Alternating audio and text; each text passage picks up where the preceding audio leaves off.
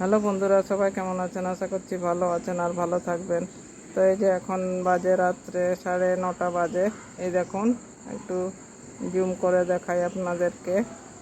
এই দেখুন আমার গেটের সামনে এই যে কতগুলো কুকুর শুয়ে আছে।